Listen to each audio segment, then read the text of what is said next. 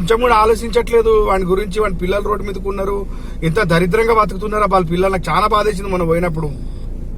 అరే అది నేనేం చేయాలి? నేనేమన్నా ఇప్పుడు వాళ్ళ పిల్లలు రోడ్డు మీద ఉన్నారంటే నేనేం చేయాలి?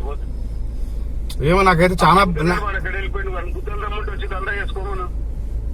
నాకైతే మాట్లాడతాం. చాలా బాధ అనిపిస్తుంది ఆ సిచ్యువేషన్ చూస్తుంటే. వాళ్ళది సిచ్యువేషన్ చూస్తుంటే బాధ అనిపిస్తుంది. అంటే మరి నువ్వు నీ దాంట్లోకి వెళ్ళి అమ్ముకొని పైసలు ఏమంటావు? నువ్వు అమ్ముకొని నీకు అంత బాధ అనిపిస్తాయి, నువ్వు హెల్ప్ చేయాలి.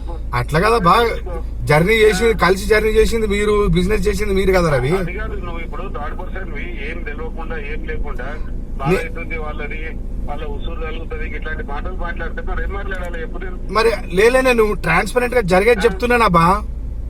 ట్రాన్స్పరెంట్ గా చూడు భయ్, ఇప్పుడు వాళ్ళ పిల్లలు ఆ ప్రాబ్లం ఉన్నారంటే వాడు రీజన్, వాడిని చేసుకోకుండా అందా. సరే ఎవరి రీజన్ అది భగవంతుడు తెలుసు కదా బా, మనం ఎందుకు మాట్లాడటం చెప్పు అనవసరంగా. సరే ఏదేమైనప్పటికీ కూడా మాటలు ఎట్లున్నాయి మరి? నువ్వు అనే మాటలు నేనేమంటున్నా బా, జనరల్ గా చెప్తున్నా నేను నీకు. నేనేదో నీకైతుందని అంటే జనరల్ గా మాట్లాడుతున్నా నేను. అది ఇప్పుడు వాడు కూడా ఏం నాకైతే ఇది నాకు ఈ టాపిక్ మాట్లాడడం ఇంట్రెస్ట్ లేదు.